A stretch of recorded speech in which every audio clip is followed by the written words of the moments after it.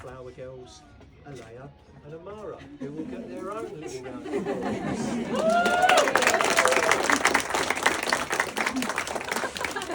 More of them coming, so don't worry. Right, and our little best man, Jace. Well done, Jace. Well done, Jace.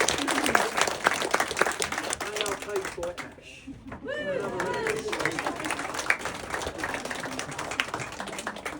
And now to Jay's posse of groomsmen. Thanks go to Jay's best man, Danny. Thank you, Danny. And Jay's posse of groomsmen, so hang on, there's quite a few, as you may have noticed. Luke, aka Cass. Another Luke, no nickname. Sam, Joe, Will, Panda, JJ, Fingers, Budgie, Pew, Fine Groove, Dribble, Rub. Absolutely sterling work.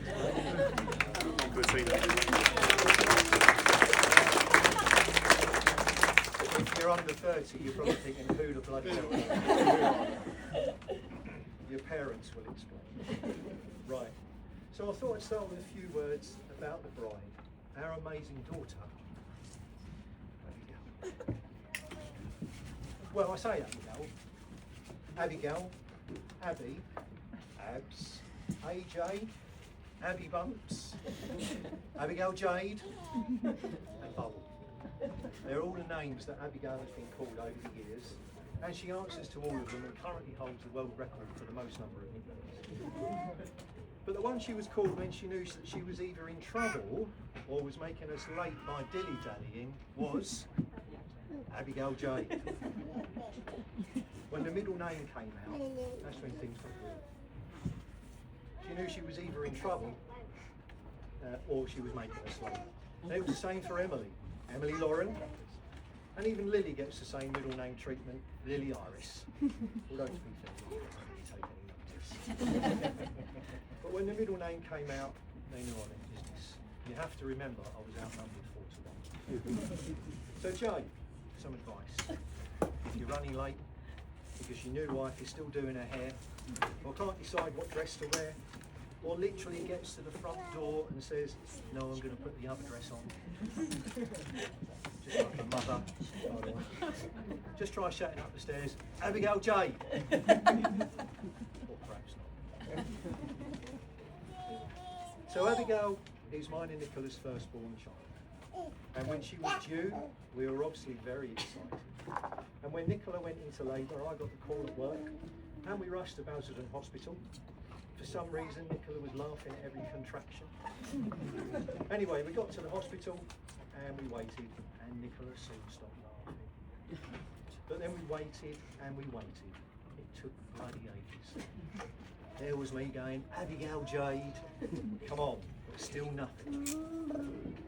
And then suddenly Nicola was rushed into surgery for a C-section because Abigail's heart was racing. So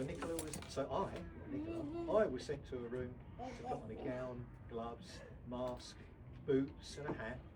And by the time I arrived in theatre looking like something out of a space-age COVID movie, things were already happening. I then held Nicola's hand, then looked over the small curtain at the views across to Nicola's tummy. And there was Abigail being born by C-section. I looked back at Nicola and said, are you okay?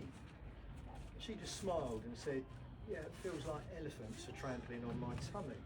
And I looked back and said, are you actually okay? She said, yeah. And then I looked again and there was Abigail being born.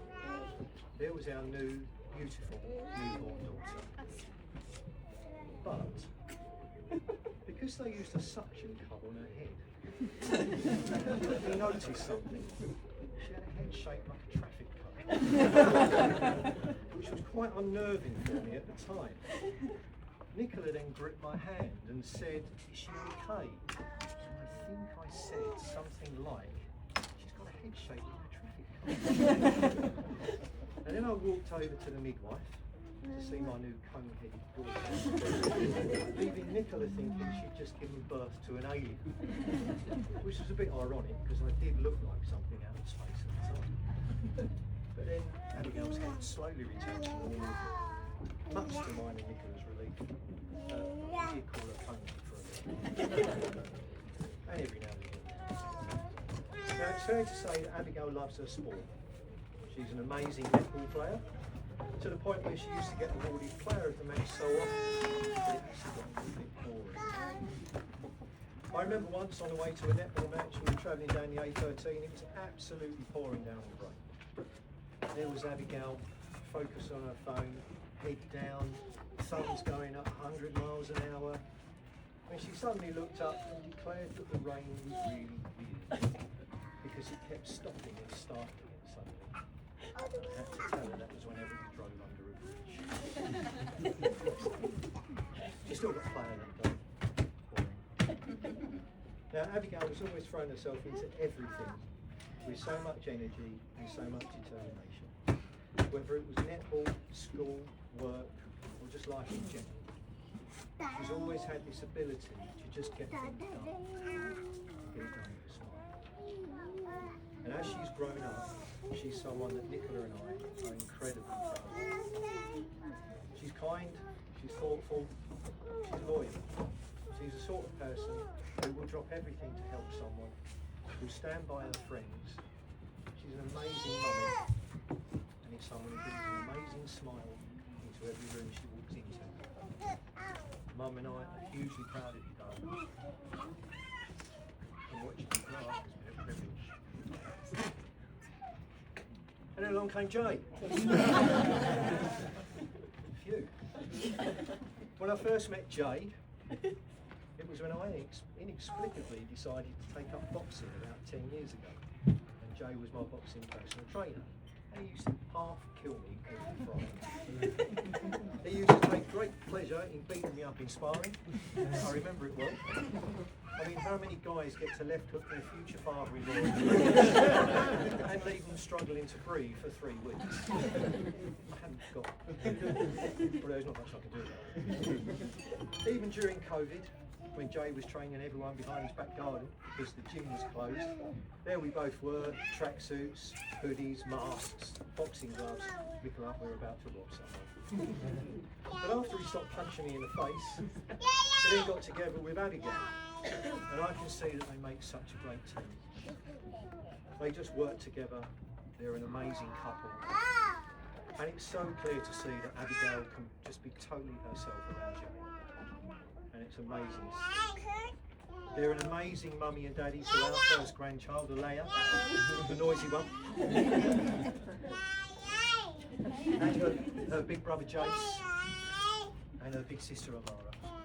It's so lovely, and it will be a huge privilege and fantastic to watch them all grow up together.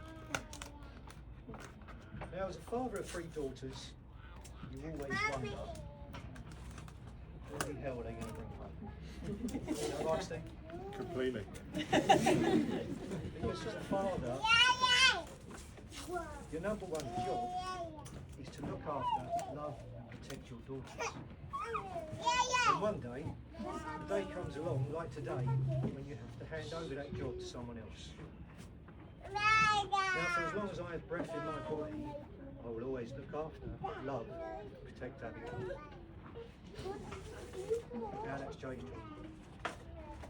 And knowing Jay as I do, when he's not punching me in the face, I know that I'm handing over that responsibility to someone that will look after, love, and protect my daughter. But I know how much he adores Abigail and loves her to bits, and that's all I can ask for. So half a minute prayer. Lastly from me, I couldn't be more prouder than I am today, and I know that Nicola is too. In fact, the whole family is proud, and I also know that Val would have absolutely loved it. You're both so suited to each other,